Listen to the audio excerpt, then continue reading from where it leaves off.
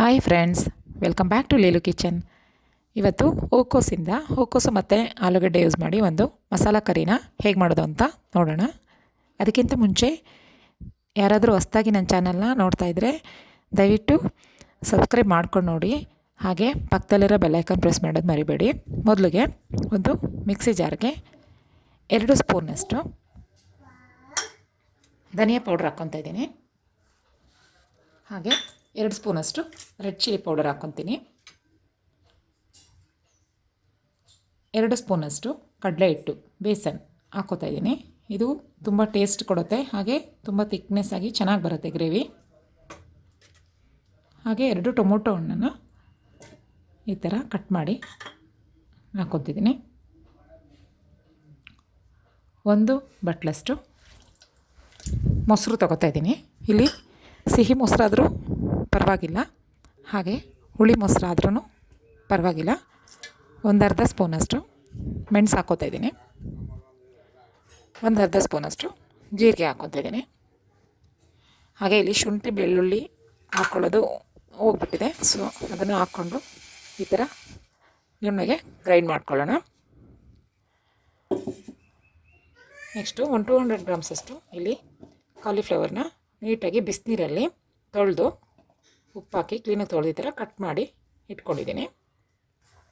ಹಾಗೆ ಸ್ಟವ್ ಮೇಲೆ ಒಂದು ಬಾಂಡೆ ಇಟ್ಟು ಅದಕ್ಕೆ ಒಂದು 3 - 4 ಸ್ಪೂನಷ್ಟು ಎಣ್ಣೆ ಹಾಕ್ಕೊಂಡು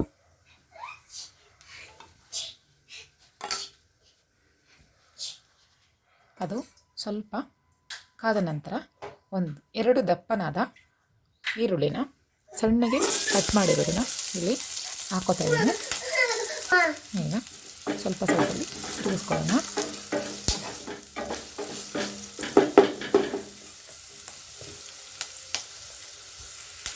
ನೆಕ್ಸ್ಟು ಇಲ್ಲಿ ಒಂದು ಅರ್ಧ ಬಟ್ಲಷ್ಟು ಹಸಿ ಬಟಾಣಿನ ಸೇರಿಸ್ಕೊತಾ ಇದ್ದೀನಿ.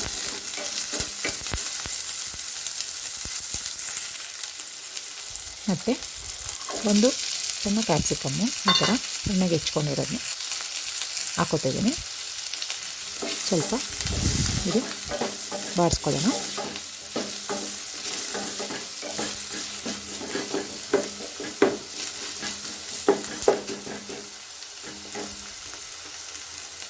ಹಾಗೆ ಸ್ವಲ್ಪ ಇದಕ್ಕೆ ಅರಿಶಿನ ಪೌಡರ್ ಹಾಕ್ಕೊತೀನಿ. ಮತ್ತು ಸ್ವಲ್ಪ ತಿರುಗಿಸ್ಕೊಂಡು ಈಗ 1 ಆಲೂಗಡ್ಡೆನ ಈ ಥರ ಚಿಕ್ಕದಾಗಿ ಕಟ್ ಮಾಡಿರೋದನ್ನ ಸೇರಿಸ್ಕೊತಾ ಇದ್ದೀನಿ. ಆಲೂಗಡ್ಡೆ ಕ್ಯಾಪ್ಸಿಕಮ್ನ ಹೂಕೋಸಿಗೆ ಆ್ಯಡ್ ಮಾಡಿ ಯಾವುದೇ ರೆಸಿಪಿನ ಮಾಡಿದ್ರೂ ತುಂಬ ಚೆನ್ನಾಗಿ ಬರುತ್ತೆ. ಸೊ ಅದೊಂದೇ ಮಾಡೋಕ್ಕಿಂತ ಇದು ಸೇರಿಸ್ಕೊಂಡು ಮಾಡಿದ್ರೆ ತುಂಬ ಟೇಸ್ಟು ಚೆನ್ನಾಗಿರುತ್ತೆ. ಬೇಕಂದರೆ ಆಲೂಗಡ್ಡೆ ಬೇಕಾದ್ರೆ ಕ್ಯಾಪ್ಸಿಕಮ್ ಇಲ್ಲ ಅಂದರೆ ಒಂದೂ ಮಾಡ್ಬೋದು. ಸೊ ಅದು ಸ್ವಲ್ಪ ಕಡಿಮೆ ಇದ್ದಿದ್ದರಿಂದ ನಾನು ಇದನ್ನು ಸೇರಿಸ್ಕೊತಾ ಇದ್ದೀನಿ. ಈಗ ನೆಕ್ಸ್ಟು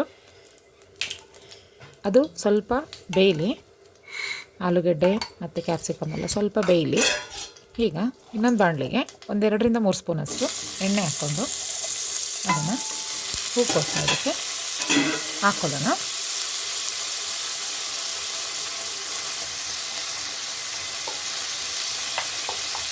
ಸ್ವಲ್ಪ ಅರಿಶಿನ ಪೌಡ್ರ್ ಹಾಕ್ಕೊಳ್ಳೋಣ. ಹಾಗೆ ಸ್ವಲ್ಪ ಗರಂ ಮಸಾಲ ಹಾಕ್ಕೊಳ್ಳೋಣ. ಸ್ವಲ್ಪ ರೆಡ್ ಚಿಲ್ಲಿ ಪೌಡರ್. ಈ ಥರ ಮಾಡೋದ್ರಿಂದ ಇದಕ್ಕೆ ಉಪ್ಪು ಖಾರ ಕೋಟಿಂಗ್ ಎಲ್ಲ ಚೆನ್ನಾಗಿ ಹಿಡಿಯುತ್ತೆ. ಸೊ ಅದರೊಳಗೆ ಇದನ್ನು ನಾವು ಹಾಕಿ ಫ್ರೈ ಮಾಡಿದ್ರೆ ಇದು ಉಪ್ಪು ಖಾರ ಚೆನ್ನಾಗಿ ಅದರೊಳಗೆ ಹಿಡಿಯೋದಿಲ್ಲ. ಸೊ ಅದಕ್ಕೆ ನಾನು ಇದನ್ನು ಸಪ್ರೇಟಾಗಿ ಈ ಥರ ಫ್ರೈ ಮಾಡ್ತಾಯಿದ್ದೀನಿ. ಈಗ ಒಂದು ಲಿಡ್ ಕ್ಲೋಸ್ ಮಾಡಿ 5 to 10 ಮಿನಿಟ್ಸ್ ಅಷ್ಟು ಇದು ಕುಕ್ ಆಗಲಿ. ಈಗ ಆಲೂಗಡ್ಡೆ ಮತ್ತು ಕ್ಯಾಪ್ಸಿಕಮ್ಮು ಬಟಾಣಿ ಇದು ಸ್ವಲ್ಪ 50% ಬೆಂದಿದೆ ಇದು. ಸೊ ಈಗ ಇದು ಫ್ಲೇಮ್ನ ನಿಲ್ಲಿಸೋಣ. ಈಗ ಹೂಕೋಸು ಸ್ವಲ್ಪ ಫ್ರೈ ಆಗಿದೆ, 50% ಫ್ರೈ ಆಗಿದೆ. ಇದನ್ನು ಫ್ರೆಂಡ್ಸ್ ನೀವು ಕುಕ್ಕರಲ್ಲಿ ಕೂಡ ಮಾಡ್ಕೋಬೋದು. ಇದಕ್ಕೆ ಮಸಾಲೆ ಹಾಕಿ ಕೂಗ್ಸಿದ್ರೆ ಆಯಿತು ಕುಕ್ಕರ್ಗೆ. ಈಗ ಮಸಾಲೆ ಗ್ರೇವಿನ ನಾವು ಏನು ರುಬ್ಬಿಟ್ಕೊಂಡಿದ್ದೀವಿ ಅದನ್ನು ಈಗ ಇದಕ್ಕೆ ಸೇರಿಸ್ಕೊಳ್ಳೋಣ. ನೀರು ನೀವು ಎಷ್ಟು ಬೇಕು ಅಷ್ಟು ಹಾಕ್ಕೊಳ್ಳಿ. ಆದರೆ ತೀರ ತೆಳು ಮಾಡ್ಕೊಬೇಡಿ, ಸಾರು ಥರ. ಇದು ಮಸಾಲ ಗ್ರೇವಿ ಆಗಿರೋದ್ರಿಂದ ಚಪಾತಿ, ರೊಟ್ಟಿ, ಪೂರಿ ಅದಕ್ಕೆ ಕಾಂಬಿನೇಷನ್ ಚೆನ್ನಾಗಿರೋದ್ರಿಂದ ಸ್ವಲ್ಪ ತಿಕ್ಕಾಗಿ ಮಾಡ್ಕೊಳ್ಳಿ. ಈಗ ಸ್ವಲ್ಪ ಅದು ಬೇಯಲಿ. ಇದು ಸ್ವಲ್ಪ ಕುಕ್ಕಾದ್ಮೇಲೆ ನಾನು ಇದಕ್ಕೆ ಈಗ ನೀರನ್ನ ಸೇರಿಸ್ಕೊತಾ ಇದ್ದೀನಿ. ಇದೀಗ ಇಷ್ಟು ತೆಳು ಇದೆ, ಬಟ್ ತಣ್ಣಗಾದರೆ ಮತ್ತೆ ಸ್ವಲ್ಪ ತೆಳು ಆಗುತ್ತೆ. ಇಲ್ಲಿ ಈ ಕಡೆ ನಾನು ಅದಕ್ಕೆ ಕಾಂಬಿನೇಷನ್ ಆಗಿ ಮಧ್ಯಾಹ್ನದ ಲಂಚಿಗೆ ಪ್ರಿಪೇರ್ ಮಾಡಿದೆ. ಸ್ವಲ್ಪ ಪೂರಿ ಮಾಡ್ಕೊತಾ ಇದ್ದೀನಿ ರೈಸ್ ಜೊತೆಗೆ.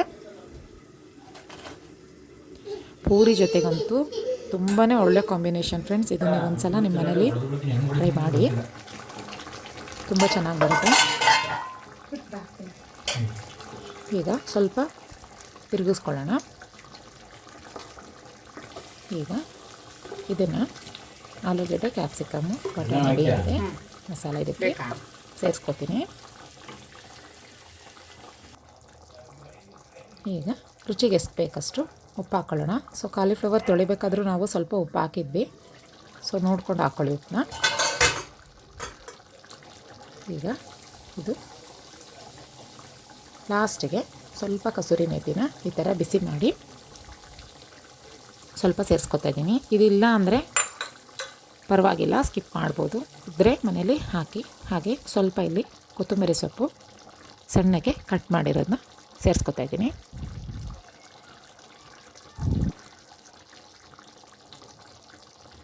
ಇದೀಗ ಚೆನ್ನಾಗಿ